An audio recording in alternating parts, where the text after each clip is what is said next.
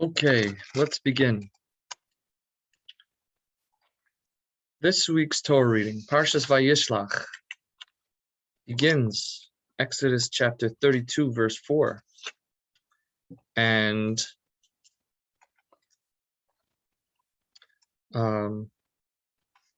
it describes the reunification, at least the beginning, describes the reunification of Yaakov and Esau, Jacob and Esau. So, as you may remember from previous Parshas, Yaakov and Esau, two brothers, not on the best of terms.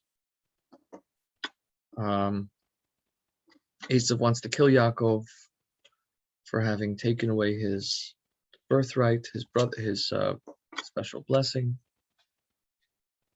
and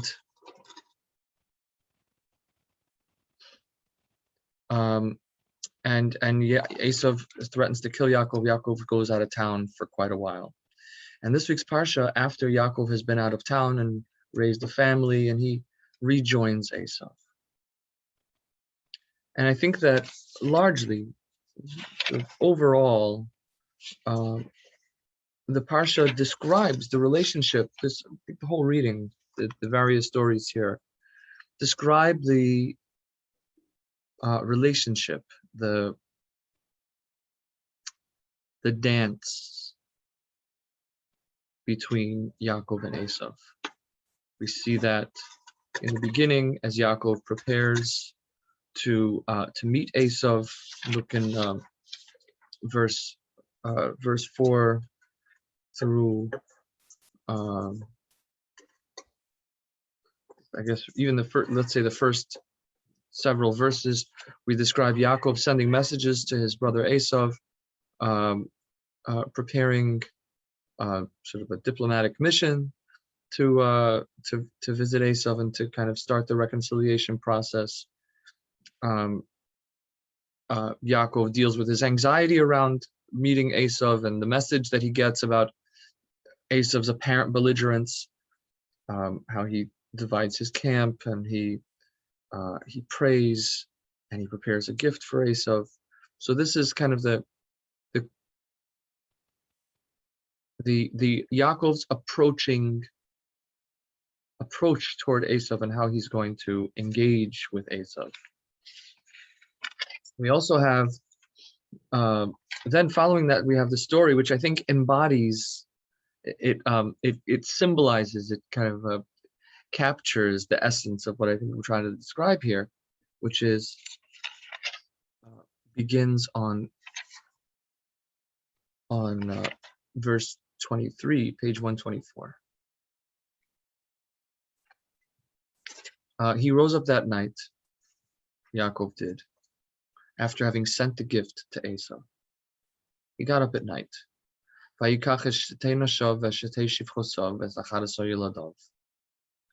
he took his two wives, his two handmaids, his 12 sons, or I'm sorry, his 11 sons. Benjamin wasn't born yet. And he crossed the Yabok river.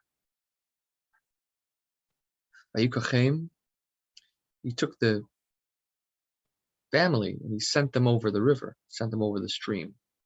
And he sent over that which he had. But then Yaakov finds himself alone on the other side of the stream.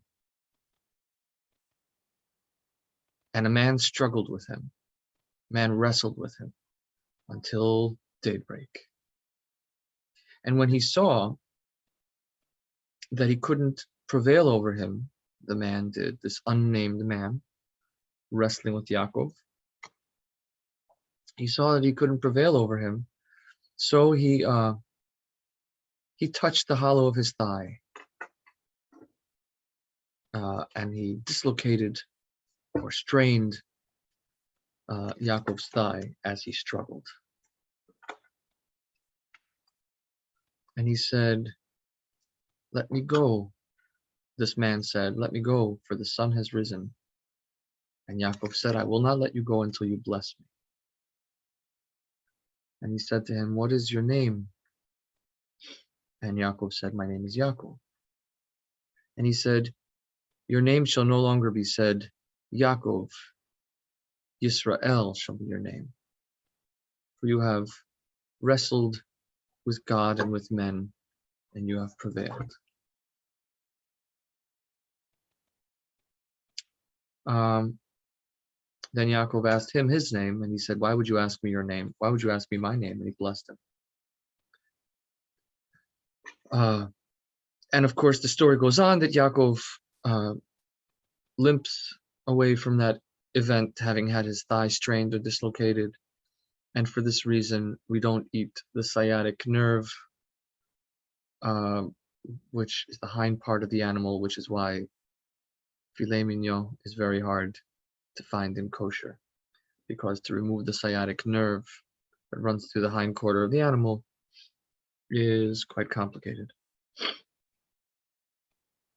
In any case, to me, this episode, which seems to come out of place in this whole story of the reuniting of Yaakov and Esau, seems to kind of draw our attention to the symbolism of this whole story, which is that Yaakov is once again struggling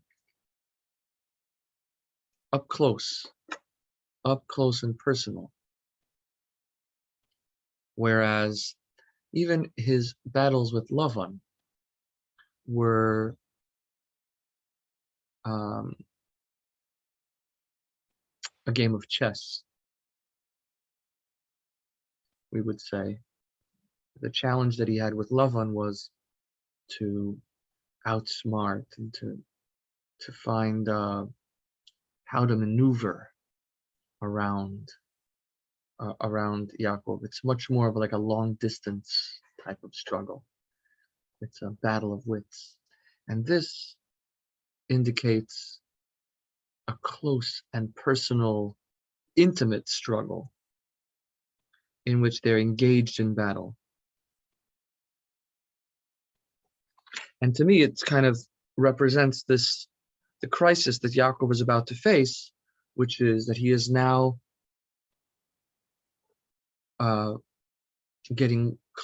he's approaching getting close to Esau again.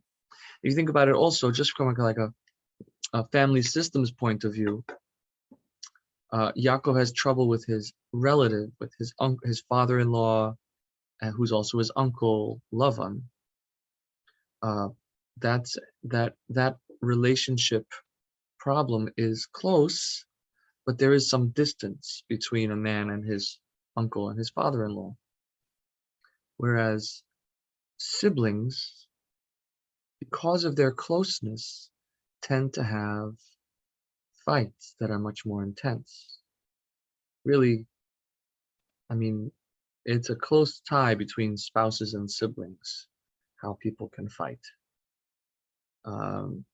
That's where the most intense fight happens, and that's because that's where we are the closest. As a matter of fact, the first person that we ever had a fight with is most likely our sibling. So Yaakov, that happens, home for the holidays, when families get together again, these old patterns come up again. And so a lot of it has to do with these deeply ingrained patterns, and these there's a kind of quantum locking that happens between siblings, where you slip into these there's these kind of expectations and roles that we fit into.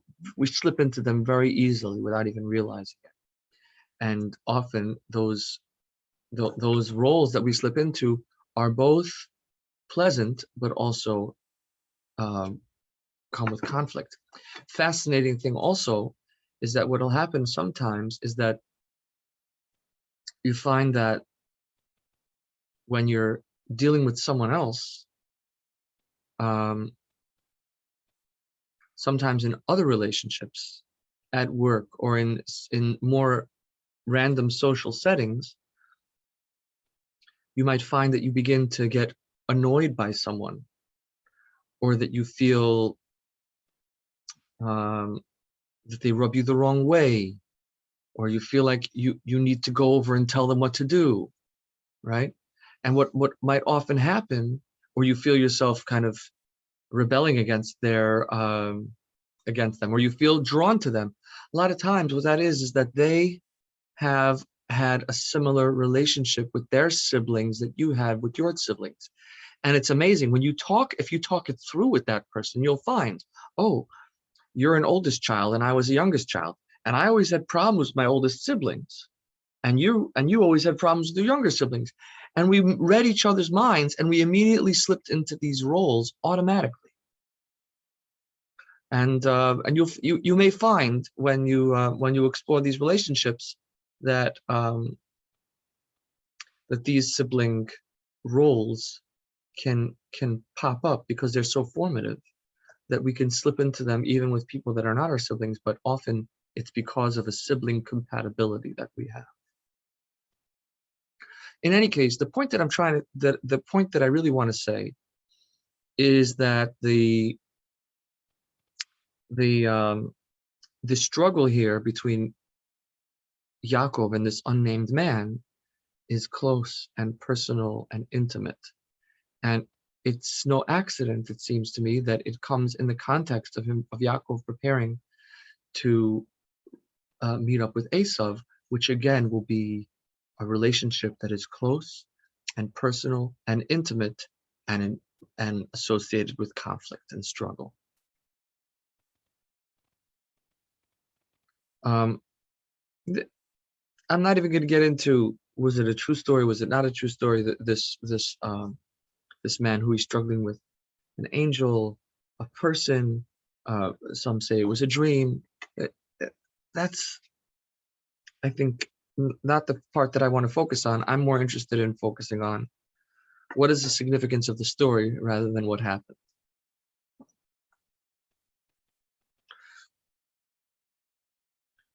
So what message might this have for us in our life? Where is the struggle with Esav? I mean, just to point out further, the Parsha continues with Yaakov and Esav ultimately meeting up. Yaakov spends some time with Esav. Esav, after some pressure, receives the gifts that Yaakov wants to give him, and they end up parting politely. Look at chapter 33, verse 12, page 126 in the Sonsino. Vayomer nisav elecha, and Esav said, "Let us take our journey. Let's go, and I'll go before you. Let's travel together." And Yaakov said, "Oh, my master knows that the children are tender, and the flocks and the herds are a care to me, and if they overdrive them one day, the flocks will die. So why don't you go your own way, pass before your servant, and I'll journey on gently, according to the pace of the cattle, and according to the pace of the children, until I come unto my Lord to Seir."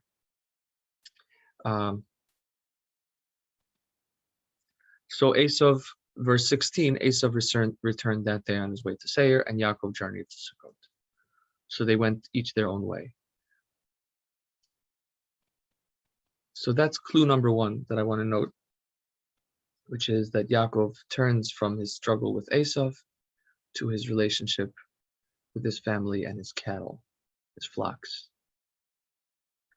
The next story is the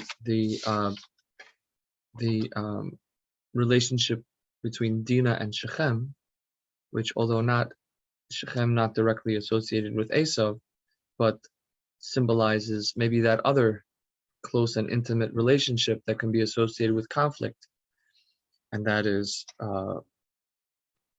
the intimate relationship between a man and a woman, between Dinah and Shechem. And it's a problematic relationship. Dinah is taken against her will, ostensibly. In any case, and Shimon and Levi go and violently take Dinah away from Shechem. So, but again, it just reinforces to me that this parsha is about the dance, the struggle between Yaakov and his children, and the forces of Esav more broadly, the forces of impurity, or well, let's see what they are. And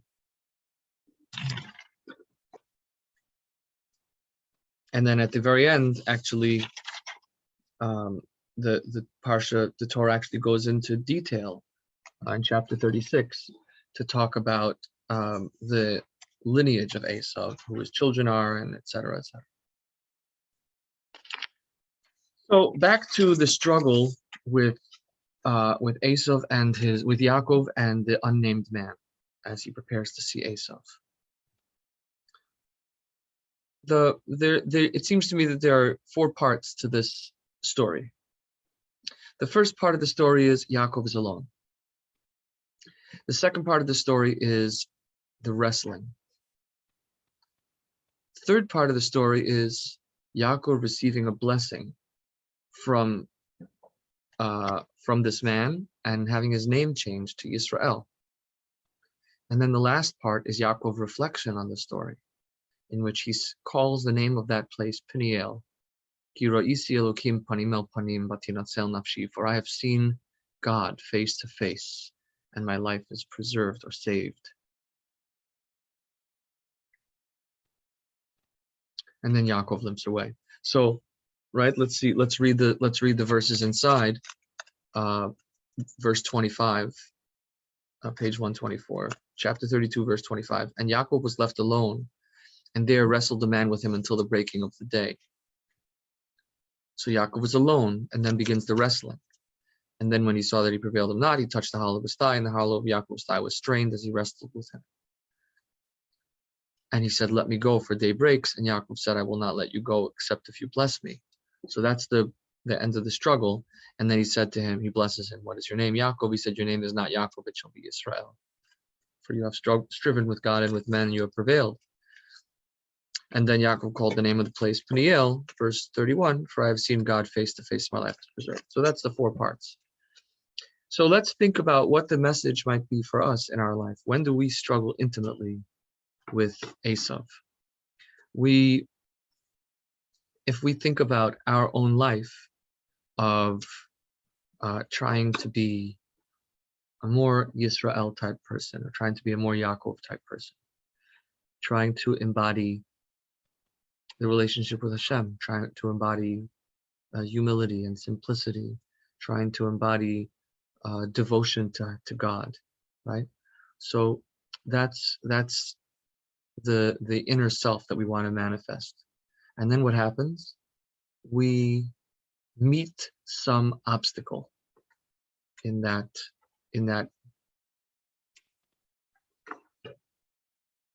journey, or in that attempt to be ourself. We meet some obstacle and we have to struggle with it. So we can have different kinds of obstacles. We can have philosophical obstacles. We can have societal obstacles, right?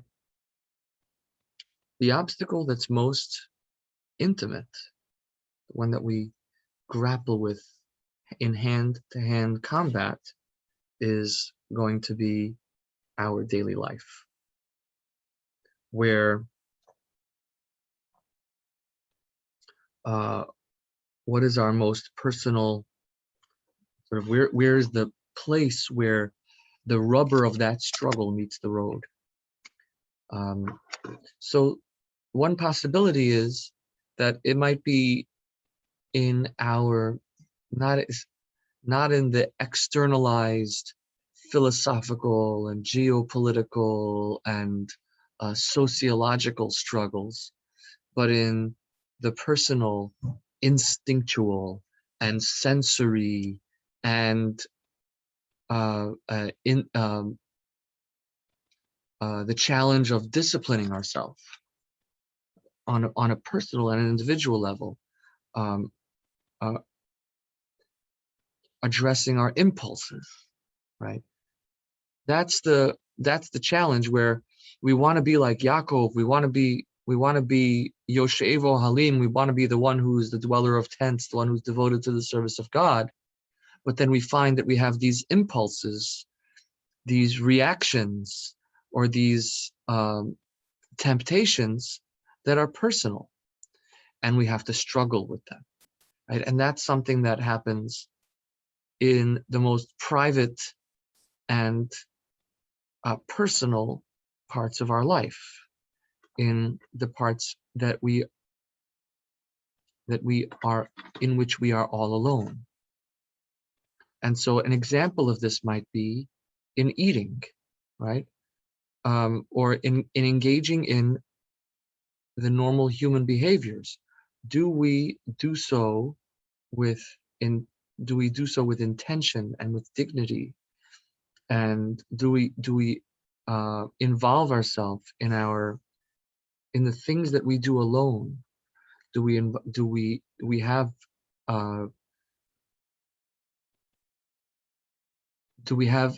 intentional and purposeful, God-oriented thinking in those alone moments? Or are we simply following the path of least resistance, responding to our instincts? And that follows then, by the way, so just to talk about the side effects of following the path of least resistance and not having an intentional and purposeful and God-oriented attitude, is that it makes it much harder to, meaning then in our relationships, we become much more reactive, and we fire back. We become affected because we aren't training ourselves to live purposefully and intentionally and in a God-oriented purpose. As a matter of fact, the Midrash says on the pasuk, on the verse Vayivaser Yaakov levado, and Yaakov was left alone.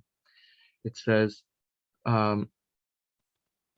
this refers to the verse V'niskov Hashem levado bayom hahu, and God is exalted, He alone, on that day. God is exalted alone on that day. And so the grandson of the Baal Shem Tov talked about this verse, and he said, this midrash, and he said, a person should consider that they are alone in their facing of struggle, and the world, they should think that they're the only person in the world, and that and in a sense we are, because nobody faces the struggle that I face. Everybody, right? Everybody's got their own struggle, which means that there is a unique, specific, and individual struggle that's personal to me, and it's my job, because no one else is going to do it for me. And in that sense, I'm all alone.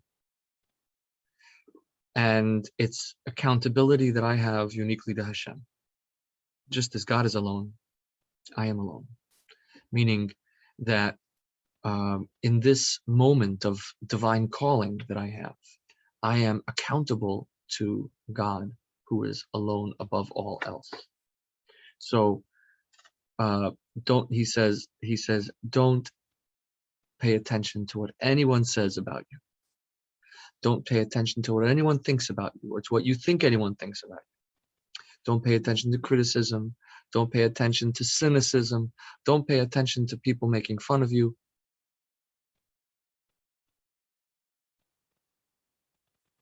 The work that you have to do is way too important, because there is no one else on earth who can do it. So, in that sense, Yaakov is alone and he's struggling. So this is going back to this idea that in our personal, private moments, in our individual moments where we engage, we are intimately engaged with the side of us that is not very Yaakov-like, right? So we might think instead of struggling with somebody outside of us, we're really struggling with someone inside of us. We're struggling with um, the impulses and urges that come from within us that stand at odds and in conflict with our desire to be the other side of us, which is to be Yaakov. The thing though is that as a result of engaging in this struggle, and is a result of not avoiding it but meeting it head on, this is where we receive the greatest blessing of being named Yisrael. And actually, it's the place where we finally see God face to face. It isn't so much in our Torah study or in our meditations that we really see God face to face. The moment that we see God face to face, maybe, is in this intimate and personal struggle with human life, and in trying to keep it real in the presence of in the context of our human life. So some moments where this is really powerful is in saying a bracha before eating, and saying a blessing before partaking of food, because what we're really doing there is we're saying, let me stop for a brief moment before eating, and let me think about what is my intention here, and not just to eat out of instinct, but eat with God-oriented intention, as though to say, how will this eating support me living my best life, which is a God-oriented life? So, and the same also, potentially goes for engaging in business, in work, or in personal relationships. When I respond to my instincts, am I engaged in a struggle with my instincts? Am I pushing back at them, or am I just taking the path of least resistance? Now, the thing is, we aren't expected to get rid of these instincts. Notice that the struggle between Yaakov and the unnamed man is a stalemate. Right?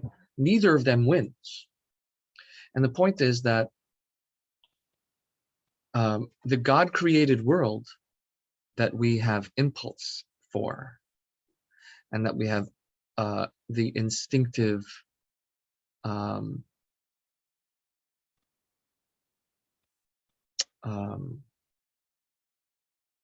temptation within, this is the God-created world.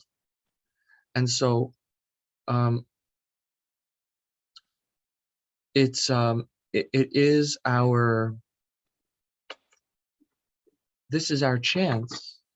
So we can't, on the one hand, we don't want to obliterate, think of the difference between somebody who, there's three possibilities.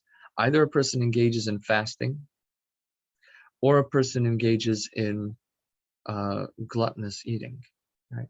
There is an in-between in which we partake of the world, but constantly struggling to keep it real, and constantly struggling to keep it God-oriented. And so this is a much more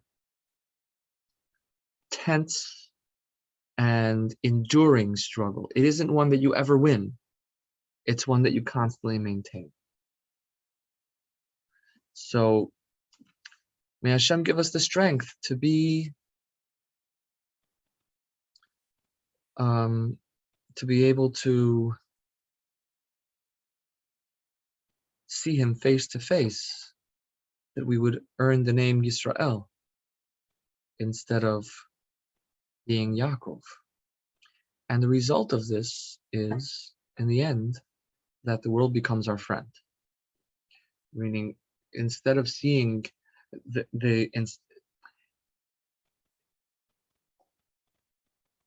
So this is the last part, which is the blessing that Yaakov gets from the angel, which is that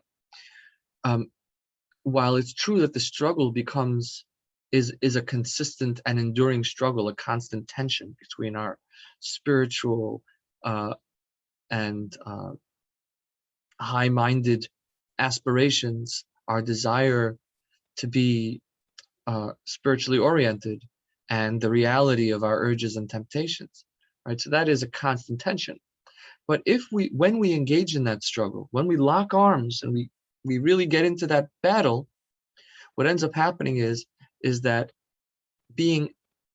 responding to those urges and temptations ends up supporting our spiritual life. It ends up making us more healthy physically, right? When we listen to our body, we are more healthy. So, so this is the issue then. Do we listen to our body and follow its temptations and urges? In which case, we lose the spiritual value. Or do we listen only to spirituality and ignore our body? That's also not healthy. So instead, we have to have this constant tension between the spirit and the body. But what results in this is that the source of blessing ends up coming from listening to our body, from having paid attention to our physical needs while giving a healthy dose of pushback from the spirit. The one who ends up being elevated and supported is the spirit, ends up receiving more than it gives. So this is the miracle. I mean, this is kind of, I think, the magical idea of this teaching here, is that the one who gives the greatest gift is the unnamed man, right? Who gives the gift to who in this parsha? Yaakov receives the gift from the one against whom he struggled.